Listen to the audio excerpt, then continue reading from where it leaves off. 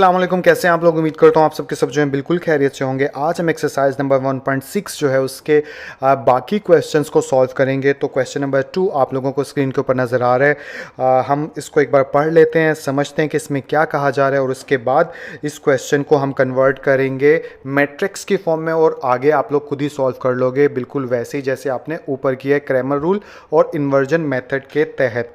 तो चलिए इस क्वेश्चन को पढ़कर समझने की कोशिश करते हैं कि इसमें क्या कहा जा रहा है। तो इसमें ये बोला जा रहा है the length of a rectangle is 4 time its width, कि एक रेक्ट एंगल की जो लेंथ है वो 4 टाइम इट्स विड्थ यानी इसकी विड्थ से 4 गुना ज़्यादा है। ठीक है, ये बात आप लोगों को समझ में आ गई होगी। इन दी एंड आगे पढ़ूँ तो the perimeter of the rectangle is 150 centimetre, और जो रेक्टेंगल का पेरीमीटर है वो कितना है, 150 सेंटीमीटर है। आगे पढ़ूँ तो find the dimensions of the rectangle, आपने इस रेक्टेंगल की डायमेंशंस मालूम करनी है। डायमेंशंस खैर एनीवे ट्रांसलेट करना तो बहुत आसान है, लेकिन एक्चुअली में अब इसको समझते हैं कि इसमें कहा क्या जा रहा है, क्योंकि कुछ चीज़ें ऐसी हैं जो हो सकता है आप लोगों को ना पता हो। तो डिटेल वाइज मैं बात करूंगा इसको समझाने के लिए। जिन स्टूडेंट्स को क्वेश्चन समझ में आ गया वो यानी वीडियो को आगे कर लीजिए और मैट्रिक्स फॉर्म में कैसे कन्वर्ट कर रहा हूँ वहाँ से वीडियो को देखना शुरू कर दीजिए। तो चलिए डिटेल से अगर बात करें तो सबसे पहला सवाल ये पैदा होता है कि सर रेक्टेंगल किसे कहा जाता है, आप ये हमें बताइए। तो ये आ गई हमारे सामने रेक्टेंगल की डेफिनेशन। पहले आपको मैं ज़बानी बता देता हूँ कॉन्सेप्ट से कि रेक्टेंगल किसे कहा जाता है। तो देखिए, कोई भी शक्ल, कोई भी फिगर उस वक्त रेक्टेंगल होती है जब दो कंडीशंस हों या दो रिक्वायरमेंट पूरी होती हैं। पहली कंडीशन क्या, कि उस फिगर का हर इंटरनल एंगल जो होता है, हर अंदर वाला जाविया जो होता है वो 90 डिग्री का होना चाहिए। जैसे ये एक फिगर नज़र आ रही है, इसके तमाम अंदरूनी जाविये जो हैं वो 90 डिग्री के हैं। जैसे ये भी 90 डिग्री का है, ये भी 90 डिग्री का है, ये भी 90 डिग्री का है और ये भी 90 डिग्री का है। अगर आप यहाँ पे डी रखेंगे तो ये 90 का हो जाएगा, इधर डी रखेंगे तो ये 90 का हो जाएगा। और ये जो बॉक्सेस होते हैं ये 90 डिग्री को ही रिप्रेजेंट करते हैं। जैसे कि यहाँ पे लिखा भी हुआ है कि ये boxes mean right angle. Right angle किसे कहा जाता है, 90 के एंगल को ही राइट एंगल कहा जाता है। तो पहली कंडीशन क्या है रेक्टेंगल होने की, कि उस शक्ल के अंदरूनी जाविये या इंटरनल एंगल्स जो हैं वो सारे के सारे 90 या 90 डिग्री के होने चाहिए। दूसरी कंडीशन क्या है, दूसरी कंडीशन ये है कि opposite sides are parallel and of equal length, कि ऑपोजिट साइड्स जो होती हैं वो एक दूसरे के पैरेलल भी होनी चाहिए और बराबर भी होनी चाहिए। सबसे पहले तो बात कर लेते हैं ऑपोजिट साइड्स क्या होती है। जैसे ऑपोजिट साइड्स का मतलब होता है मुखालिफ सिमत वाला। जैसे इस लाइन के ऑपोजिट साइड कौन सी है, ये वाली। इस लाइन के ऑपोजिट साइड कौन सी है, ये वाली। तो आप देख सकते हैं कि इस फिगर के अंदर ऑपोजिट साइड्स जो हैं वो एक दूसरे के पैरेलल भी हैं और इक्वल भी हैं। इक्वल लेंथ का तो समझ में आ गया होगा, जितनी लंबाई इसकी है उतनी ही इसकी है, और जितनी लंबाई इसकी है उतनी ही इसकी है।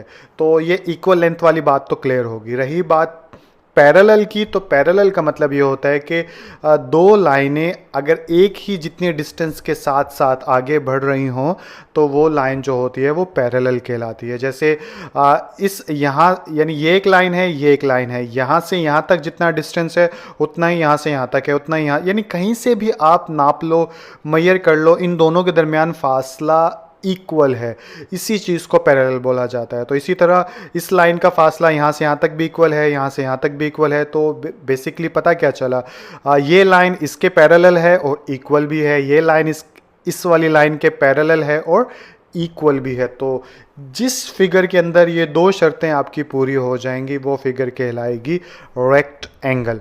अब डेफिनेशन भी देख लेते हैं, इसमें क्या लिखा हुआ है। A rectangle is a 4 sided flat shape where every angle is right angle.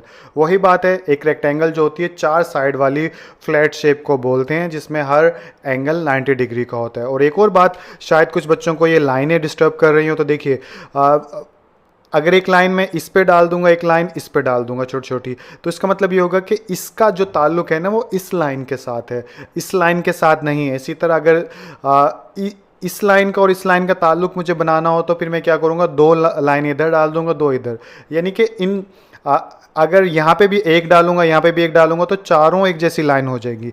तो फ़र्क पैदा करने के लिए हम क्या कर रहे हैं, यहाँ पे एक एक से रिप्रेजेंट कर दिया, यहाँ पे दो दो लाइनों से रिप्रेजेंट कर दिया। और इसका मतलब क्या है, जैसे यहाँ लिखा भी हुआ है आर इक्वल साइड्स। अगर किसी फिगर में 3 साइड्स होती हैं तो फिर 3 3 लाइनें डाल के भी मेंशन कर देते हैं, यानी दो, कोई सी भी दो साइड्स आपस में बराबर होंगी तो इन लाइनों की मदद से रिप्रेजेंट करते हैं। तो आई होप डेफिनेशन भी समझ में आ गई होगी, कॉन्सेप्ट भी समझ में आ गया होगा। फाइनली एक छोटा सा यहाँ पे इन्होंने ये एक ये चीज़ भी रखी हुई है, तो इसको भी देख लेते हैं। जैसे ये फिगर जो है, ये फिगर इस वक्त रेक्ट एंगल है, बिकॉज इसके अंदरूनी जाविये जो हैं वो 90 डिग्री के हैं। अगर मैं इसको ऐसे करूं तो अभी भी ये रेक्ट एंगल है, बिकॉज इंटरनल एंगल्स 90 डिग्री के हैं, जबकि ऑपोजिट साइड्स जो होती हैं वो पैरेलल भी हैं और इक्वल भी है। जैसे इधर भी 100 है, इधर भी 100 है, इधर भी 208 है, इधर भी 208 है।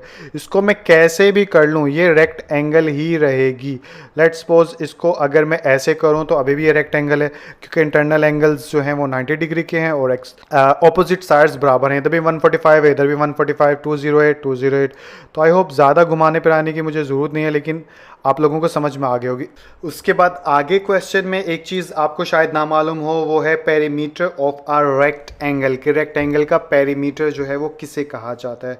तो ये भी चीज़ अभी बता देता हूँ, इसी के ऊपर बता देता हूँ कि लेट्स सपोज ये समझने के लिए फिगर बना रहा हूँ, ये मेजरमेंट्स इसकी गलत हो सकती हैं, ठीक है। सिर्फ आपने पैरामीटर को समझना है, मेरे फिगर के अंदर गलती नहीं निकालनी, ठीक है। तो ये लेट्स सपोज हमारे पास रेक्टेंगल है, ठीक है। तो इस रेक्टेंगल का पेरीमीटर क्या होगा। तो सबसे पहले देखिए, पेरीमीटर का मतलब ये होता है डिस्टेंस। जहाँ भी आपके सामने पेरीमीटर आया हुआ है तो इट्स मीन के डिस्टेंस की बात की जा रही है। अब सवाल ये पैदा होता है कहाँ से कहाँ तक का डिस्टेंस। तो अगर ये रेक्ट एंगल है तो इसका ये पॉइंट का नाम ए रख देते हैं, ये बी रख देते हैं, ये सी रख देते हैं और ये डी रख देते हैं, ठीक है। तो अब डिस्टेंस की बात क्या कर रहे थे हम लोग। तो लेट्स सपोज एक बंदा है, वो ए पॉइंट से चलना शुरू करता है। तो वो ए पॉइंट से चलने के बाद वो बी पे पहुँचे, फिर बी से फिर सी पे पहुँचे, फिर डी पे पहुँचे और फिर दोबारा ए पे पहुँच जाए। तो ए से चलने के बाद दोबारा ए तक पहुँचने में जितना फासला या डिस्टेंस उसने कवर किया उसी को बोलते हैं पेरीमीटर। आई होप आप लोगों को समझ में आ गया होगा। अब इसको, यानी कि ये तो था कॉन्सेप्चुअली, अभी आपको इसका फार्मूले के अकॉर्डिंग बताता हूँ कि फार्मूला इसका कैसे बनता है। लेट्स सपोज इस यानी कि डिस्टेंस को मैं x का नाम दे देता हूँ और इस डिस्टेंस को विड्थ को मैं दे देता हूँ y का नाम, ठीक है। अगर ये y है तो ये भी y है, ये x है तो ये भी x कहलाएगा। तो आसान सी बात है, ज़्यादा मसला नहीं है। पेरीमीटर मतलब फासला कहाँ से किसी भी जगह से चले और पूरी फिगर के ऊपर घूमते फिरते दोबारा वहीं पे पहुंच गए और जितना फासला आपने तय किया वो पेरीमीटर कहलाएगा रेक्ट एंगल का, ठीक है। तो अब अगर देखा जाए तो कितना फासला तय किया, तो उस यानी ए से चलना शुरू किया था ना, तो ए से यहाँ तक पहुँचा, यानी यहाँ से यहाँ तक पहुँचा, तो यानी कि इसने x इतना कवर किया ना, x लिख लिया इसलिए, फिर प्लस कर दो इसमें, फिर उसके बाद उसने y डिस्टेंस कवर किया, क्योंकि यहाँ से यहाँ तक का जो हमने नाम दिया है वो कितना, क्योंकि अभी हमें पता नहीं कितना डिस्टेंस है तो हम y का नाम दे देते हैं, तो इसलिए यहाँ पे दे दिया y। उसके बाद वो बंदा C से लेके D तक गया, तो यहाँ से यहाँ तक का डिस्टेंस किसके इक्वल रखा हुआ है हमने, x के इक्वल रखा हुआ है। इसी तरह फिर D से A तक आने में जितना फासला उसने तय किया वो कितना किया, वो y फासला तय किया, ठीक है। और इसके बाद अब यानी इतना टोटल डिस्टेंस उसने कवर किया है जिसको मैं पेरीमीटर का नाम भी दे सकता हूँ। अब इसको अगर सॉल्व करें तो क्या बन जाएगा, इसको सॉल्व करें तो x और x कितना हो जाएगा 2x और y कितना हो जाएगा 2y, ठीक है। और यहाँ पे आ गया पेरीमीटर हमारा। उसके बाद इसको आगे सॉल्व करें तो अब देखिए इन दोनों में क्या कॉमन है, इन दोनों में 2 कॉमन है, तो 2 को निकाल लो बाहर और अंदर बच जाएगा x प्लस y और इधर आ जाएगा पेरीमीटर, ठीक है। तो एक चीज़ अब आप लोगों को पता चल गया होगा कि ये वाला फार्मूला जो है वो पेरीमीटर का कैसे बना। और याद रहे कि मैं लिखना भूल गया कि ये रेक्ट एंगल का पेरीमीटर मालूम करने का फार्मूला है। तो इसको अब मिटा देते हैं। मिटाने के बाद ऊपर चलें तो अब हम ये हमारा क्वेश्चन आ गया। इसमें आगे क्या कहा जा रहा है, इससे आगे बोला जा रहा है कि find the dimension of a rectangle. ये डायमेंशन ऑफ अ रेक्टेंगल किसे कहा जाता है? डायमेंशंस का मतलब होता है ये जो x और ये जो x है ये इसकी डायमेंशंस हैं, x और y। डायमेंशन मतलब कोई भी चीज़ कितनी लंबी चौड़ी है वो उसकी डायमेंशंस कहलाती हैं, ठीक है।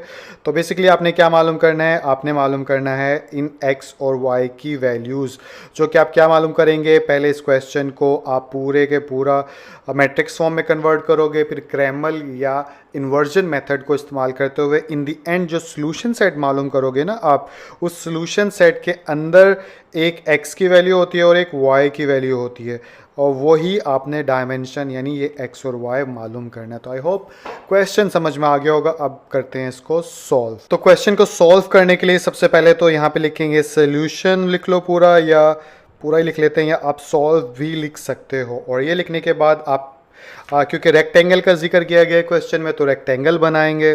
तो ये आ गई मेरे पास रेक्टेंगल। इस रेक्टेंगल में इसके लेंथ और विड्थ के नाम रख दो।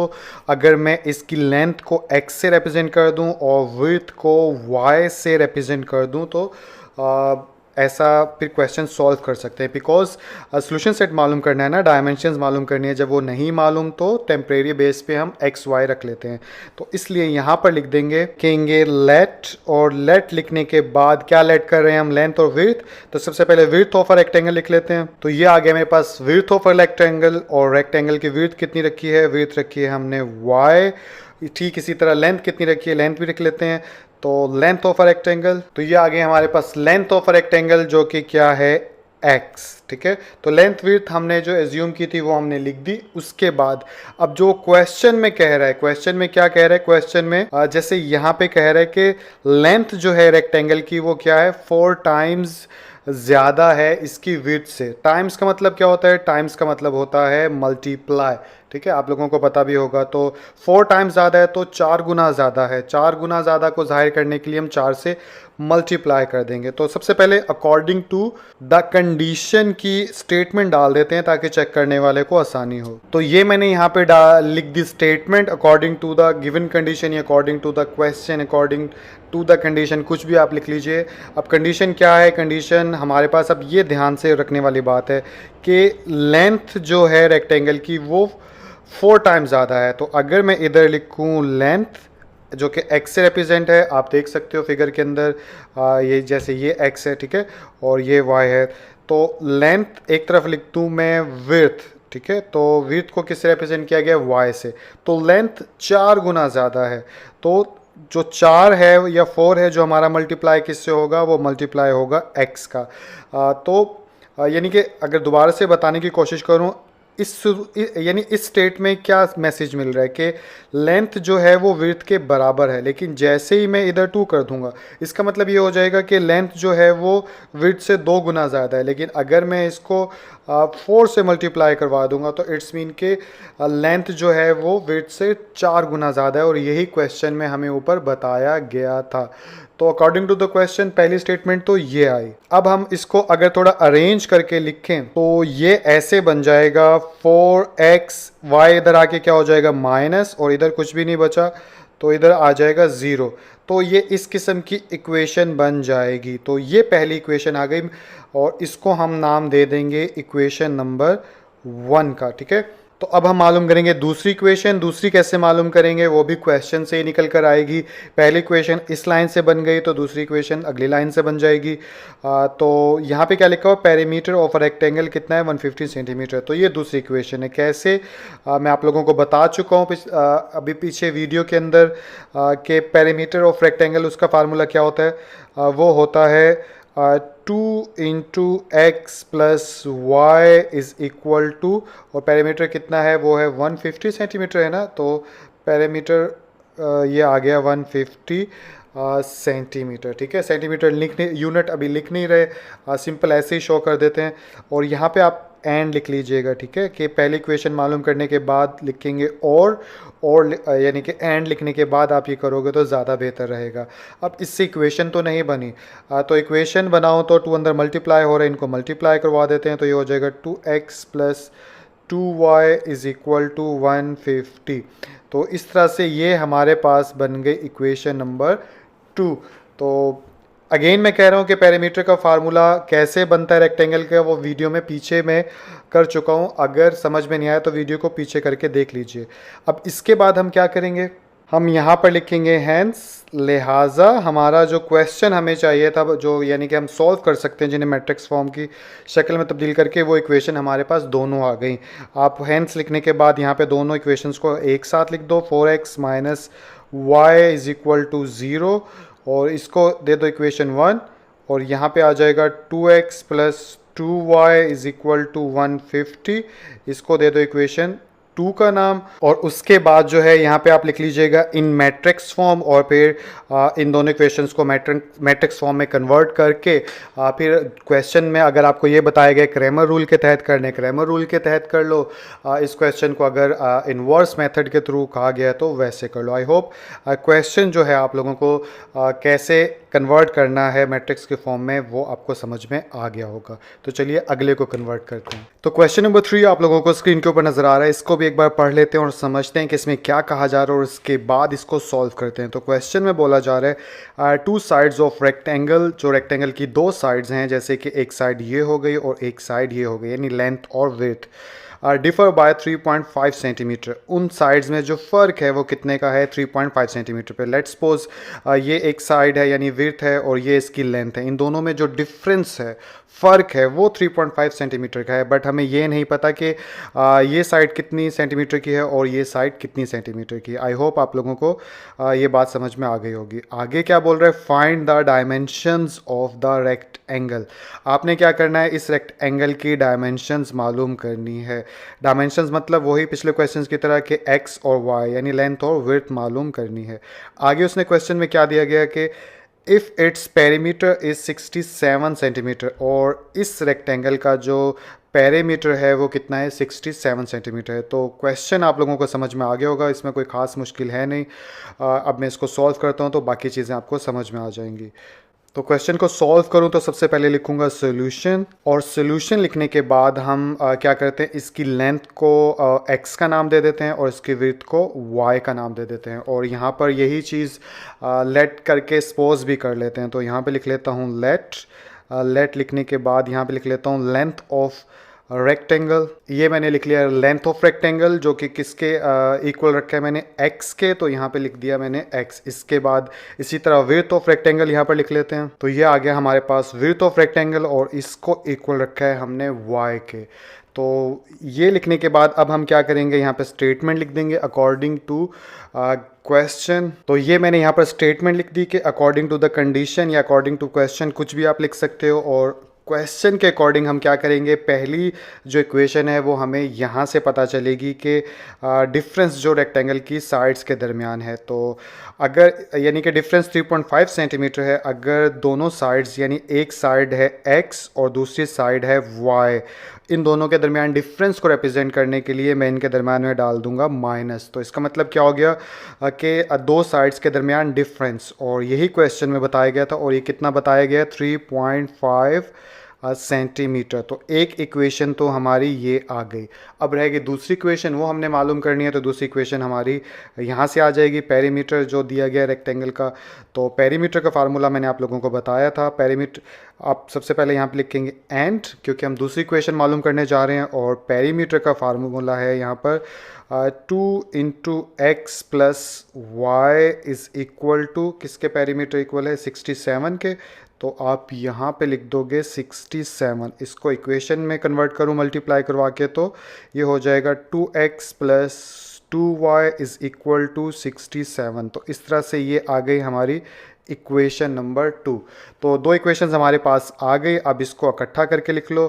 तो यहाँ पे लिख लूँगा हैंस, तो ये लिख लिया मैंने हैंस। और पहली इक्वेशन हमारे पास थी x minus y is equal to 3.5, और ये आ गया 1। और सेकंड थी 2x plus 2y is equal to 67, ये आ गई इक्वेशन 2।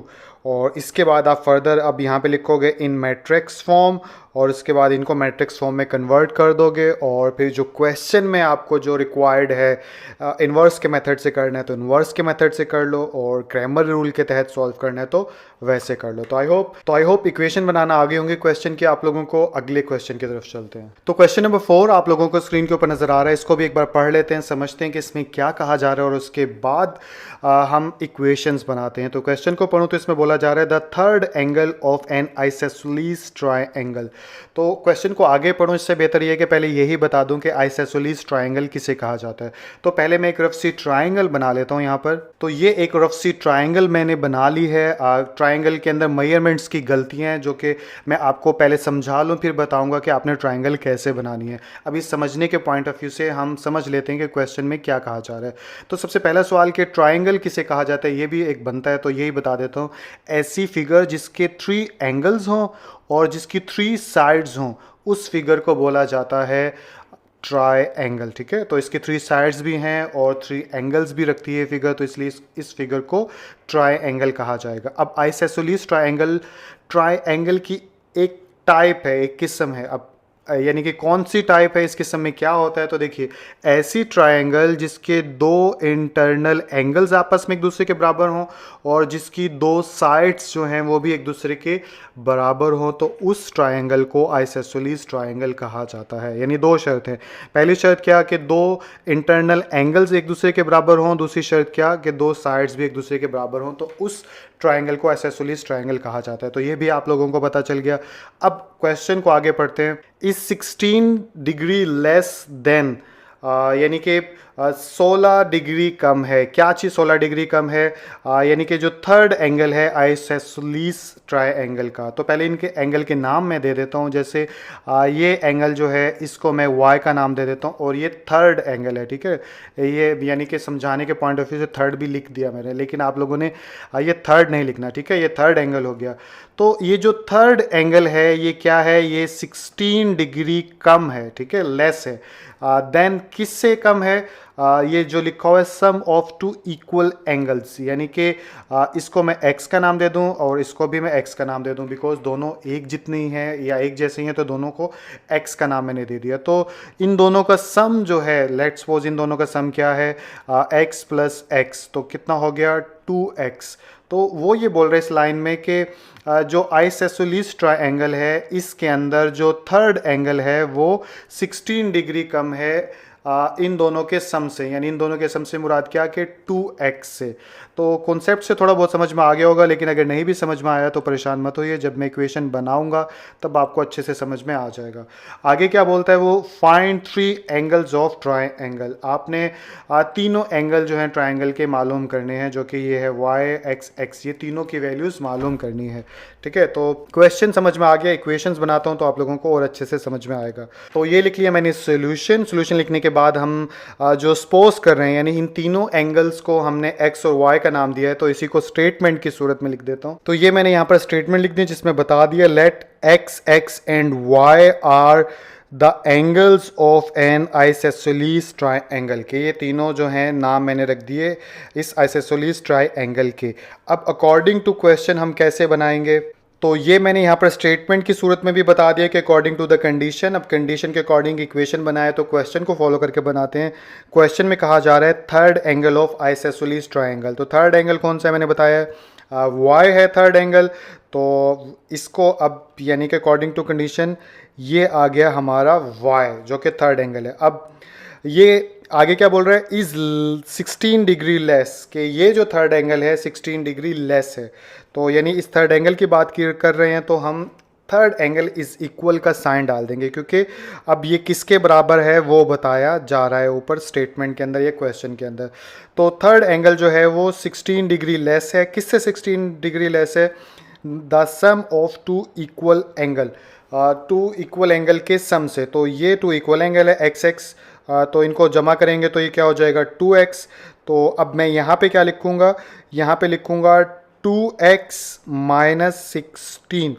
अब दोबारा से शायद आप लोगों को समझ में नहीं आया, तो देखिए वही बात तो है जो मैंने ऊपर क्वेश्चन में बताई गई है कि थर्ड एंगल जो है वो सम ऑफ टू इक्वल एंगल से 16 डिग्री कम है। कम कम होने को हम माइनस से रिप्रेजेंट करते हैं। तो देखिए जो मैंने बोला है वैसे ही इक्वेशन है। दोबारा से रिपीट कर देता हूँ, शायद आप लोगों को आसानी हो। आइसोसेलेस का थर्ड एंगल जो है, ये थर्ड एंगल हो गया, वो 16 डिग्री कम है, यानी 16 को माइनस कर दिया किससे, सम ऑफ टू इक्वल एंगल, तो वो ये सम ऑफ टू इक्वल एंगल आ गए। तो आई होप इससे ज़्यादा कोशिश मैं कर नहीं सकता। आई होप कि आप लोगों को समझ में आ गया होगा पहली इक्वेशन कैसे बनी। तो इसको दायरों को रिमूव कर देते हैं और इसको अब अरेंज कर लेते हैं। अरेंज करूं तो अब मैं क्या करूंगा, यानी कि इस y को लेके जाता हूं इधर और इस -16 को लेके आता हूं इधर। तो इसमें अब कैसे होगा, ये 2x जो है इधर का इधर ही है, ये y इधर प्लस का था, इधर आके क्या हो जाएगा माइनस का, तो माइनस y हो गया। और जबकि -16 जो है दूसरी साइड पे जाएगा तो क्या हो जाएगा, +16 हो जाएगा। तो इस तरह से ये इक्वेशन बन गई।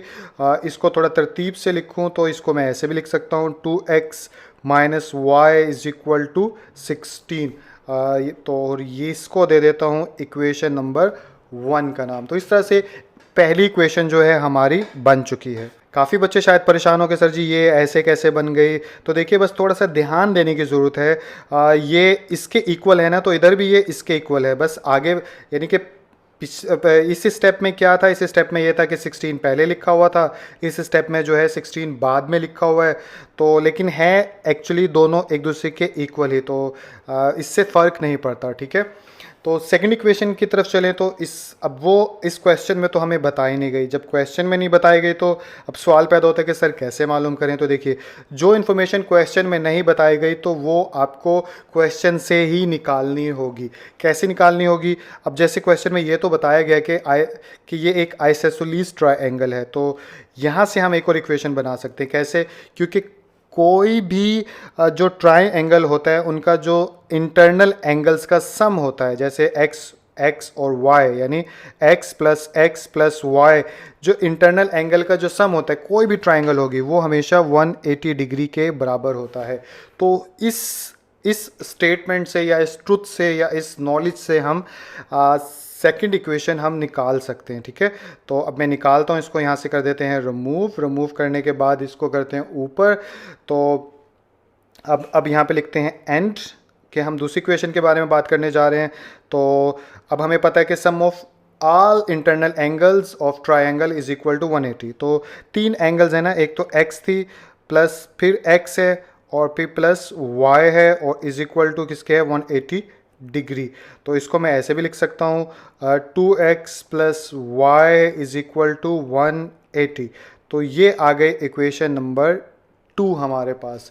तो आई होप ये भी समझ में आ गया होगा। अब यहाँ पे आप लिख दोगे हैंस, और हैंस लिखने के बाद जो है दोनों इक्वेशंस को एक साथ लिख दो। पहले लिख दो 2x minus y is equal to 16, फिर आप लिख दोगे 2x plus y is equal to 1, equation 1 और इक्वेशन 2।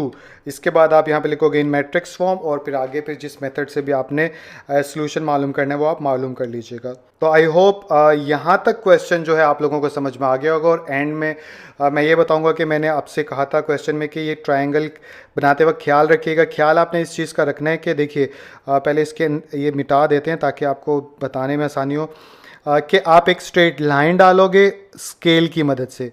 स्ट्रेट लाइन डाल लिया ना, उसके बाद आप क्या करोगे, इसको भी मिटा देता हूँ। लेट्स सपोज शुरू से बताता हूँ कि अगर जैसे आप स्केल लेके ऐसे स्ट्रेट एक लाइन डाल लोगे, उसके बाद आपके ज्योमेट्री बॉक्स का जो डी होगा उस डी को रखोगे इधर, और इधर से लेट्स सपोज आप 45 का एंगल बना लोगे, ठीक है। जैसे ऐसे एक लाइन डाल लोगे 45 से जो छू के जा रही है, थोड़ी सी टेढ़ी हो गई, लेट्स सपोज ये 45 को छू के जा रही है ऐसे। फिर इधर से भी एक लाइन डालोगे जो कि इधर डी रखोगे, डी रखने के बाद इधर से आप 45 का एंगल बनाओगे तो वो भी एक ऐसे लाइन चली जाएगी। फिर ये दोनों लाइनें जहाँ पे आपस में मिल रही हो उसको डॉट से मेंशन कर दो और उसके बाद इस वाली लाइन को और इस वाली लाइन को आपस में इन दोनों को रिमूव कर दोगे। फिर क्या होगा कि हमारी इंटरनल एंगल्स जो हैं दिखने में भी बराबर होंगे और जेन्युइनली आपको भी पता होगा बराबर होगा। तो ज़ुबानी बताओ ना तो थोड़ा थोड़ा फ़र्क होता है कि कोई एंगल कम होता है, कोई एंगल ज़्यादा होता है। तो एथिकली या जो एक जब हमारे पास सारी चीज़ें हैं तो हम हर चीज़ को एक्यूरेट करें तो वो ज़्यादा अच्छा है। तो आई होप ज़्यादा बोल लिया मैं, लेकिन जितना भी बोला सारे स्टूडेंट्स को सामने रख के बोला कि सबको समझ। नंबर 5 आप लोगों को स्क्रीन के ऊपर नज़र आ रहा है। तो इस क्वेश्चन को पढ़ने से पहले आप लोगों को ये पता होना चाहिए कि राइट ट्रायंगल किसे कहा जाता है और एक्यूट एंगल जो है वो किसे कहा जाता है, तभी ये क्वेश्चन आपको समझ में आएगा। तो राइट ट्रायंगल की बात करूँ तो एक ऐसी ट्रायंगल जिसकी एक साइड जो है वो 90 के एंगल की होती है उसे बोला जाता है राइट ट्रायंगल। जैसे अभी जो मैंने फिगर बनाई है ये राइट ट्रायंगल है क्योंकि इसकी ये वाली साइड जो है वो 90 के एंगल की है। तो राइट ट्रायंगल किसे कहा जाता है वो आप लोगों को पता चल गया। अब बात करते हैं एक्यूट एंगल की। तो एक ऐसा एंगल जो कि 90 डिग्री से कम हो, ठीक है, उसे एक्यूट एंगल कहा जाता है। फिर चाहे वो एंगल 80 डिग्री का हो, 70 का हो, 60 का हो या फिर 65 का हो, यानी 90 से कम का अगर कोई एंगल होगा उसे बोलेंगे एक्यूट एंगल। तो ये बात भी समझ में आ गई एक्यूट एंगल किसे कहा जाता है। तो अब हम क्वेश्चन को पढ़ सकते हैं और आप इंशाल्लाह आप लोगों को समझ में आ जाएगा कि इसके अंदर क्या कहा जा रहा है। तो क्वेश्चन में बोला जा रहा है one acute angle of right triangle. तो ये एक राइट ट्रायंगल है, ठीक है, और इसमें ये एंगल जो है 90 डिग्री का है। और तो ये दो एंगल कितने के होंगे हमें ये तो नहीं पता ये दोनों कितने के होंगे, लेकिन हमें एक बात पता है कि इन दोनों एंगल्स को मिलाएंगे तो टोटल 90 का एंगल बनेगा। अब ये बात कैसे पता चली? ये बात ऐसे पता चली कि किसी भी ट्रायंगल के जो इंटरनल एंगल्स होते हैं तीनों, उन तीनों को अगर जमा किया जाए, जैसे angle 1 plus angle 2 plus angle 3, तो उनको जमा करें तो 180 जवाब आता है। तो इधर यानी कि इसका साइड का तो हमें पता है राइट ट्रायंगल है तो एक एंगल तो 90 डिग्री का हो गया। अब बाकी दो जमा करेंगे तो 180 आना चाहिए। तो यहाँ पे आप 90 तो लिख नहीं सकते वरना ये वाला एंगल रह जाएगा। तो यहाँ पे आप कुछ भी लिखेंगे, जैसे अगर इधर मैं 30 लिख दूँ और इधर 60 लिख दूँ तो फिर 180 बन जाएगा। तो ऐसे में पता क्या चला कि ये दोनों एंगल जो हैं वो 90 से कम ही हैं। इसलिए ये कहा जा सकता है कि राइट ट्रायंगल के अंदर एक अगर 90 डिग्री का एंगल होता है तो बाकी दोनों जो हैं वो एक्यूट एंगल होते हैं क्योंकि वो 90 से कम ही होंगे। तो आई होप ये बात समझ में आ गया एक्यूट एंगल की कहानी।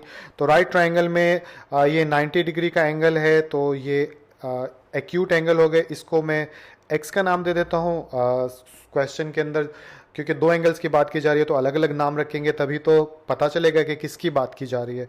तो एक एंगल को एक्स का नाम दे दिया और दूसरे एंगल को वाई का नाम दे दिया।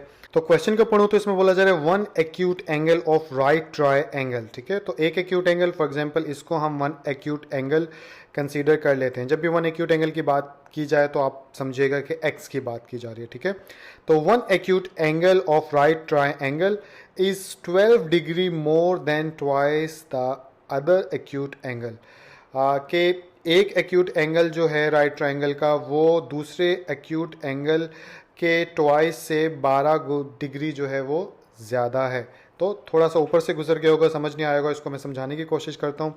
वन एक्यूट एंगल जो कि x है, तो अगर मैं यहाँ पे लिखूँ x, ठीक है, तो वन एक्यूट एंगल यानी x जो है वो 12 डिग्री मोर है, ठीक है, यानी 12 डिग्री मोर का मतलब ज़्यादा होता है तो 12 डिग्री ज़्यादा है। तो जो भी चीज़ ज़्यादा होती है उसको ऐड कर लिया जाता है तभी तो वो ज़्यादा होगी, ठीक है। तो वन एक्यूट एंगल जो है 12 डिग्री ज़्यादा है। अदर एक्यूट एंगल मतलब दूसरे एक्यूट एंगल के 2 गुना से, यानी y अगर एक चीज़ यानी एक साइड पे y है एक एक्यूट एंगल और एक, बल्कि ऐसे समझाता हूँ, एक साइड पे y एक्यूट एंगल है और एक साइड पे x एक्यूट एंगल है। तो अगर x जो है वो y से 2 टाइम्स यानी ट्वाइस है तो फिर यहाँ पे 2 मल्टीप्लाई करवाना पड़ेगा। अगर 3 गुना होगा तो 3 मल्टीप्लाई करवाना पड़ेगा। तो यही क्वेश्चन में बात बताई गई है कि वन एक्यूट एंगल जो कि x है वो अदर एक्यूट एंगल जो कि y है उससे ट्वाइस है, यानी उससे दुगना है। तो इसलिए x के साथ 2 मल्टीप्लाई कर देंगे। तो आई होप समझ में आया होगा। नहीं भी समझ में आया है, जो वीक बच्चे हैं उनके लिए एक बार मैं दोबारा से कोशिश कर देता हूं। तो देखिए क्वेश्चन में ये बोला जा रहा है वन एक्यूट एंगल जो कि y था वो 12 डिग्री ज़्यादा है, इसलिए हमने ऐड कर लिया। दूसरे यानी अदर एक्यूट एंगल के 2 गुना से, ठीक है, ट्वाइस से, तो 2 को x के साथ मल्टीप्लाई कर दिया। तो आई होप अब इक्वेशन बनानी आप लोगों को आ जाएगी, तो बस इसको जहन में रखिएगा। और दूसरी इक्वेशन इसमें बताई नहीं गई, बस सिंपल ये बताया गया कि find the acute angles of triangle, यानी राइट ट्राइंगल के इस ट्राइंगल के अंदर जो 2 एक्यूट एंगल हैं इनकी वैल्यूज़ मालूम करो, यानी x और y की वैल्यूज़ मालूम करनी है। तो दूसरी तो हम खुद भी मालूम कर लेंगे क्योंकि हमें पता है कि 2 एक्यूट एंगल का राइट ट्राइंगल के अंदर जो सम होता है वो 90 डिग्री होता है। तो अगर मैं यहाँ पे लिखूँ x प्लस वाई, तो यहाँ पे लिख लूँगा 90 डिग्री, तो ये हमारे पास सेकंड इक्वेशन आ गई। तो कॉन्सेप्ट मैंने आप लोगों को दे दिया, अब इसको ऑफिशियली कैसे सॉल्व करेंगे तो वो देख लेते हैं। इसको मैं छोटा करके यहाँ लिख देता हूँ ताकि आप लोगों को पता रहे कि ये हमारी इक्वेशन निकली थी, ठीक है। अब इसको मिटा देते हैं, तो इसको सॉल्व करेंगे हम। सॉल्व करने के लिए सबसे पहले आप सोल्यूशन का वर्ड यहाँ पे लिखोगे क्योंकि वैल्यूज़ फाइंड आउट करने जा रहे हो। उसके बाद आप यानी कि गिवन डेटा लिखते हो, तो 1 एक्यूट एंगल दिया गया है तो आप लिख दोगे 1 एक्यूट एंगल। तो यहाँ पे लिखा लेट लिखने के बाद यहाँ पे लिख दोगे 1 एक्यूट एंगल, या आप ये भी लिख सकते हो 1 acute angle of right triangle. तो 1 एक्यूट एंगल किसके इक्वल रखे हमने, x के इक्वल रख लेते हैं, ठीक है। और इसके बाद अदर एक्यूट एंगल, तो ये लिख लिया अदर एक्यूट एंगल जो कि किसके इक्वल रखा है हमने, y के इक्वल रखा है। तो अब जो है क्वेश्चन के अकॉर्डिंग हमने इक्वेशन बनानी है, तो यहाँ पे लिख लेते हैं अकॉर्डिंग टू कंडीशन। तो ये मैंने लिख लिया अकॉर्डिंग टू गिवन कंडीशन, जो क्वेश्चन में सूरत हाल दी गई है उसके मुताबिक अब इक्वेशन यहाँ पे हम लिख सकते हैं। तो पहली इक्वेशन क्या बनी थी हमारे पास, 2x plus 12 is equal to वाई। तो हम एक तरफ वेरिएबल्स रखते हैं, दूसरी तरफ कांस्टेंट को ले जाते हैं। तो 2x यहाँ पे ही रहने देते हैं, यहाँ पे और लिख लेते हैं, और इधर y इधर आके क्या हो जाएगा माइनस का, तो इधर माइनस कर लेते हैं और इधर -12 कर देते हैं, ठीक है। तो इस तरह से ये इक्वेशन 1 हमारे पास आ चुकी है। इक्वेशन 2 जो है मैंने आप लोगों को बताई थी कि सम ऑफ 2 एक्यूट एंगल्स जो होता है राइट ट्राइंगल के अंदर वो 90 डिग्री के इक्वल होता है। तो यहाँ पे आप लिख सकते हो x plus y is equal to 90। तो ये इक्वेशन नंबर आपके पास 2 आ चुकी है। तो इसके बाद आप क्या करोगे, इसके बाद यहाँ पर लिखोगे बाय इन्वर्जन मेथड या बाय क्रैमर रूल, जो भी यानी जिस रूल के तहत आप इस क्वेश्चन को सॉल्व करने जा रहे हो। और इधर वो लिखने के बाद इधर लिख लोगे आप इन मैट्रिक्स फॉर्म, और मैट्रिक्स फॉर्म में लिखने के बाद इसको अगर मैट्रिक्स में भी कन्वर्ट कर दूं आप लोगों को के लिए, तो इधर आ जाएगा 2, इधर आ जाएगा -1, इधर आ जाएगा 1, इधर आ जाएगा 1, और ये ब्रैकेट क्लोज, इधर आ जाएगा हमारे पास XY, और इधर आ जाएगा हमारे पास -12, और यहाँ पे आ जाएगा 90, और ये ब्रैकेट क्लोज। तो इस तरह से क्वेश्चन नंबर 5 की आप इक्वेशंस बनाओगे और आगे फिर इसको सॉल्व करोगे, ठीक है। तो आई होप इससे आगे जो है आप सॉल्व कर लेंगे। तो क्वेश्चन नंबर 6 आप लोगों को स्क्रीन के ऊपर नजर आ रहा है, इसको एक बार पढ़ लेते हैं, समझते हैं इसमें क्या कहा जा रहा है और उसके बाद इक्वेशंस बना लेते हैं। तो क्वेश्चन को पढ़ूं तो इसमें बोला जा रहा है 2 cars that are 600 kilometre apart. Apart का मतलब क्या होता है, 2 चीज़ों के दरमियान दूरी या फासला, ठीक है, कितने फासले पर वो दोनों चीज़ें मौजूद हैं, तो उसको अपार्ट बोला जाता है। तो 2 कार्स के दरमियान जो दूरी है, फासला है, वो कितना है, 600 किलोमीटर का है।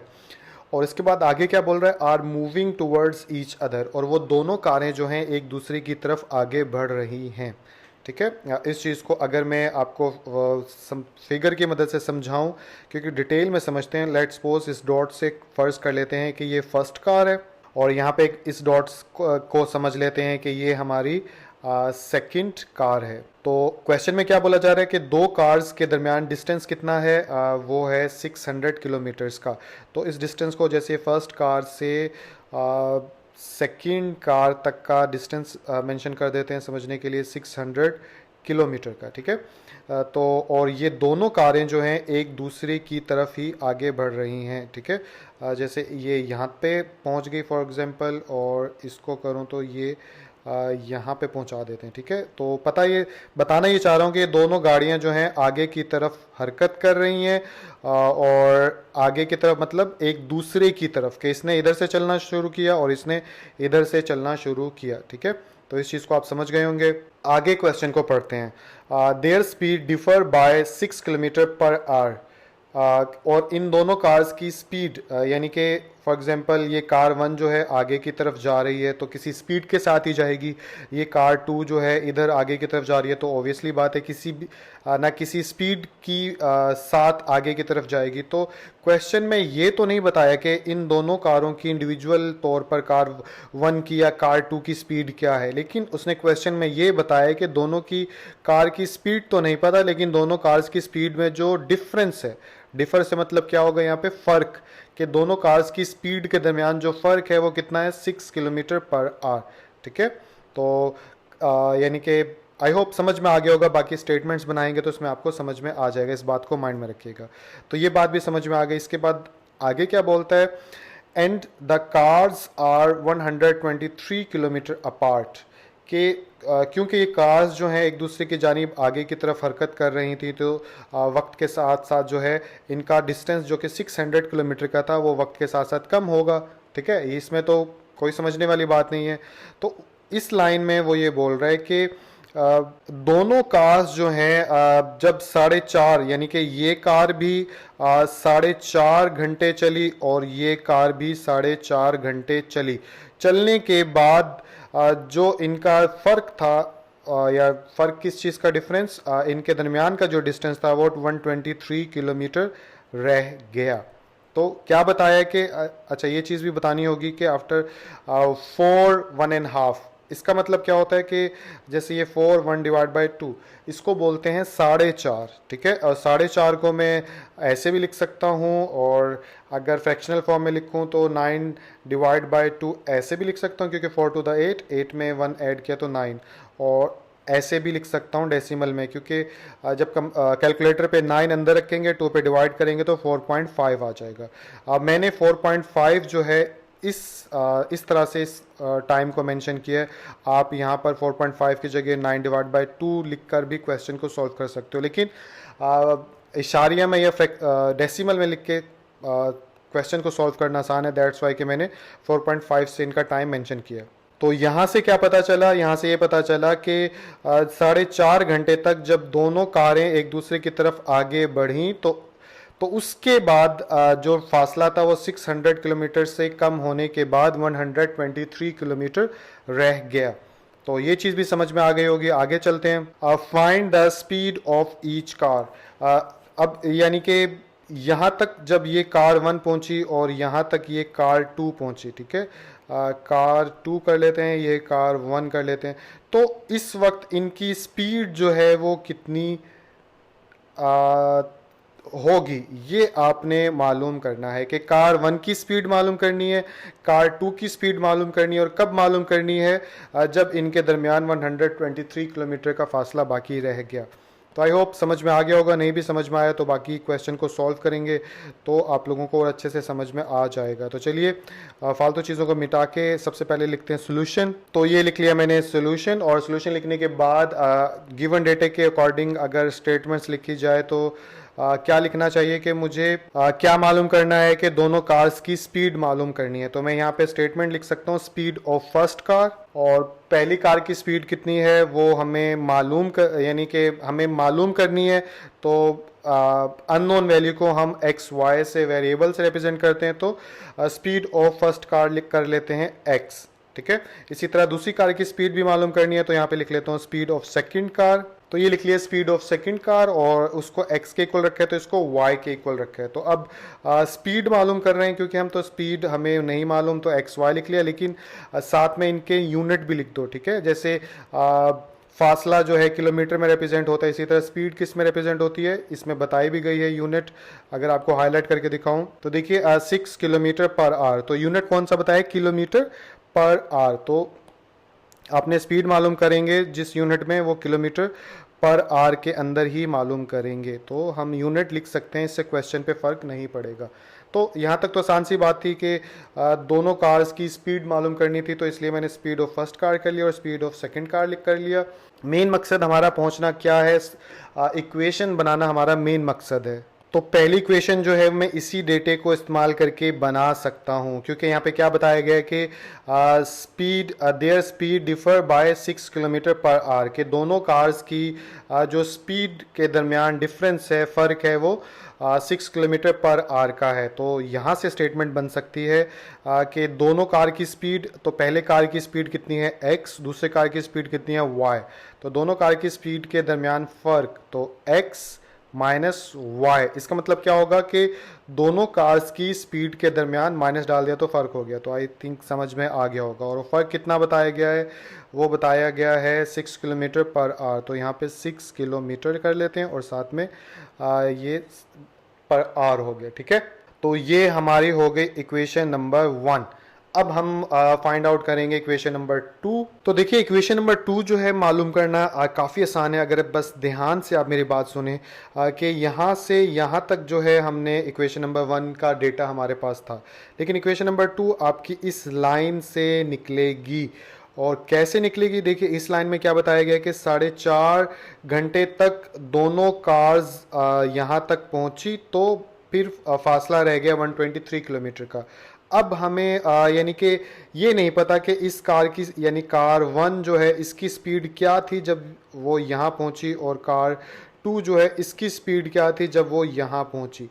लेकिन जो ये डेटा दिया गया है क्वेश्चन के अंदर, इस डेटे की मदद से हम ये मालूम कर सकते हैं, यानी हमें इंडिविजुअली तौर पे तो नहीं पता कार 1 और कार 2 की स्पीड क्या थी, कि दोनों की स्पीड इस वक्त क्या थी, वो इजीली मालूम कर सकते हैं और उसी से हमारी इक्वेशन भी बन जाएगी। वो कैसे मालूम करेंगे, देखिए दोनों कार की स्पीड मालूम करनी है ना, तो एक कार की स्पीड जो है उसको x से रिप्रेजेंट किया गया है और दूसरे कार की स्पीड जो है वो y से रिप्रेजेंट किया गया है। तो हम क्या करने जा रहे हैं, दोनों कार की स्पीड मालूम करने जा रहे हैं, टोटल स्पीड, ठीक है। तो दोनों कार की स्पीड मालूम करनी है, तो कार 1 की स्पीड और कार 2 की स्पीड को आपस में जमा कर देंगे, ऐड कर देंगे, तो दोनों कार्स की स्पीड हमारे पास आ जाएगी। तो इसलिए मैंने यहाँ पर x प्लस वाई लिख दिया। x प्लस वाई लिखने के बाद इक्वल का साइन डाल देंगे। अब दोनों कार की स्पीड कैसे मालूम करेंगे, अब स्पीड, सबसे पहले आपको ये पता होना चाहिए कि स्पीड किसके इक्वल होती है। जो स्पीड का फार्मूला होता है वो होता है डिस्टेंस डिवाइड बाय टाइम, ठीक है। तो हम एक साइड पे दोनों कार की स्पीड मालूम कर रहे हैं। स्पीड मालूम करने के लिए हमें दोनों कार का डिस्टेंस, यानी दोनों कार्स ने कितना डिस्टेंस कवर किया वो हम लिखेंगे इसके अंदर, और उसके बाद जितनी देर में कवर किया यहाँ पे वो लिखेंगे, तो हमारे पास स्पीड आ जाएगी दोनों कार्स की, ठीक है। तो फार्मूले की शेप में भी मैंने आप लोगों को बता दिया। अब दोनों कार की स्पीड मालूम कर रहे हैं, तो यहाँ पे हमारा ऊपर डिस्टेंस आ जाएगा, दोनों कारों ने जितना फासला तय किया। तो दोनों कारों ने कितना फासला तय किया, ओवरऑल डिस्टेंस जो था वो 600 किलोमीटर था, लेकिन 4.5 घंटे बाद जो है उनका फासला रह गया 600 में से निकलकर 123। तो अगर मैं 600 में से -123 निकाल दूंगा तो मेरे पास आ जाएगा 477। तो पता क्या चला कि 4.5 घंटे के अंदर दोनों गाड़ियों ने जो फासला तय किया वो कितना तय किया, 477। तो हम दोनों कारों की स्पीड मालूम कर रहे हैं, तो दोनों कारों ने जितना फासला तय किया वो लिखेंगे। तो यहाँ पे लिख देता हूँ मैं 477, और नीचे यानी कि स्पीड जो होता है वो डिस्टेंस डिवाइड बाय टाइम के होता है। तो कितनी देर में दोनों गाड़ियों ने फासला तय किया वो हमें क्वेश्चन में बता दिया गया है कि 4.5 घंटों में, तो 4.5 को मैंने 4.5 की शक्ल में लिख लिया, ठीक है। तो अब हमारी सेकंड इक्वेशन इजीली बन जाएगी। कैसे, अगर मैं यहाँ पे करूँ x प्लस वाई वैसे का वैसा, और 477 को डिवाइड कर दूं 4.5 पे, कैलकुलेटर लेकर आता हूँ। तो ये आ गया हमारा कैलकुलेटर, 477 डिवाइड बाय 4.5, तो मेरे पास 106 आंसर आ गया। तो अब इसका मतलब क्या हुआ कि मैं यहाँ पे लिख सकता हूँ 106, और इक्वेशन 2 हमारे पास बन गई। इसको मैं नाम दे देता हूँ इक्वेशन 2 का, ठीक है। एक चीज़ और जो मैं यहाँ पे बताना भूल गया कि आप यहाँ पे लिख लीजिएगा अकॉर्डिंग टू क्वेश्चन। तो ये मैंने लिख तो दिया अकॉर्डिंग टू क्वेश्चन, लेकिन थोड़ी खिचड़ी हो गई है। तो आई होप इक्वेशन बनाना आ गई। इक्वेशन बनाने के बाद मैं आपको थोड़ा प्रोसीजर बता देता हूँ। इसको अब मैं मिटा सकता हूँ क्योंकि ये फिगर सिर्फ आपको समझाने के लिए थी, ठीक है। ये गया मिट, और इसके बाद मैं इसको थोड़ा स्टेप्स में लिख देता हूँ ताकि आप लोग जब लिखो तो चेक करने वाले को आसानी भी हो और वो आपके नंबर शंबर ना काट ले, ठीक है। तो मैं इसको नीट करके थोड़ा स्टेप्स में लिखता हूँ। तो ये मैंने थोड़ा ऑर्गेनाइज करके लिख दिया। सबसे पहले आप सोल्यूशन लिखोगे, सोल्यूशन लिखने के बाद आप लेट लिखोगे, लेट लिखने के बाद speed of first car, x kilometre per our, speed of second car y kilometre per hour, और इसके बाद लिख दोगे अकॉर्डिंग टू गिवन कंडीशन या अकॉर्डिंग टू कंडीशन। और उसके बाद आप क्या लिखोगे, एक मार्कर की मदद से, जैसे अगर ये मार्कर की मदद से लिखा है तो आप इसको भी या तो पेन की मदद से लिख दीजिएगा या मार्कर की मदद से, और इसके नीचे ऐसे 2 लाइनें डाल देना जिससे पता चल जाएगा, क्योंकि इतना चौड़ा पेज तो होता नहीं। तो ऐसे करके आप लिख दीजिएगा speed difference of both cars, के दोनों कार्स के दरमियान जो स्पीड डिफरेंस था वो कितना था, वो है x minus y is equal to 6 kilometre per hour, और इसको दे दिया इक्वेशन नंबर 1 का नाम, ठीक है। उसके बाद आपने क्या किया था, total speed of both car वो आपने मालूम किया था, तो वो x प्लस वाई से रिप्रेजेंट किया था, और टोटल डिस्टेंस मालूम करने के लिए 600 में से 123 निकाला था, तो वो भी लिख दिया ताकि चेक करने वाले को पता चले। और उसके बाद इसका आंसर 477 आया था, और ये वैसे का वैसा था, तो इसको ऐसे लिख दिया। और उसके बाद इसका आंसर जो है वो 106 आया था, तो इसको लिख दिया और इसको इक्वेशन नंबर 2 का नाम दे दिया, ठीक है। तो इस तरह से आपकी 2 इक्वेशन बन गई हैं, और इन 2 इक्वेशन को इस्तेमाल करके आप आगे क्वेश्चन सॉल्व कर लीजिएगा, ठीक है। तरीका ये वाला भी सही था, ऐसे भी कर सकते हो, लेकिन पता नहीं है, हर तरह के टीचर होते हैं, वो अपने हिसाब से भी नंबर काट लेते हैं, तो इसलिए बेहतर ये है कि डिटेल वाइज कर दो ताकि चेक करने वाला को अच्छा भी लगे और आपके नंबर भी ना कटें, ठीक है। तो इस तरह से एक्सरसाइज 1.6 जो है आप लोगों की मुकम्मल हो गई है, और आई होप आप लोगों को समझ भी आ गया होगा, और इंशाल्लाह अगली वीडियो के अंदर मुलाकात होगी। अपना ख्याल रखिएगा। अल्लाह हाफिज़।